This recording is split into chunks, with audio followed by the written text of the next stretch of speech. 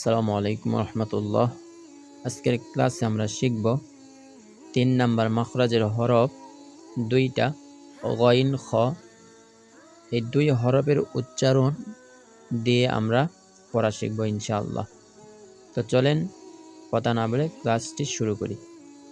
গইন জবর গ, গইন জের গি, গইন পেশ গু, গ গি গু। গইন জবর গ, গইন জবর গ, গ গ।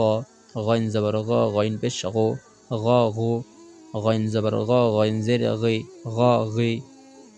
গইন জের গি, গইন জের গি, গি গি। গইন জের গি, গইন জবর গ, গি গ। গইন জের গি, গইন পেশ গু, গি গু। গইন পেশ গু, গইন পেশ গু, গু গু। গইন পেশ গু, গইন জবর গ, গু গ। গইন পেশ গু, গইন জের গি, গু গি। খ জবর খ, খ জের খি, খ পেশ খু, খ খি খু। খ জবর খ, খ জবর খ, খ খ। খ জবর খ, খ পেশ খু, খ খু। খ জবর খ, খ জের খি, খ খি। খ জের খি, খ জের খি, খি খি। খ জের খি, খ জবর খ, খি খ। খ জের খি, খ পেশ খু, খি খু। খ পেশ খু, খ পেশ খু, খু খু। খ পেশ খু, খ জবর খ, খু খ।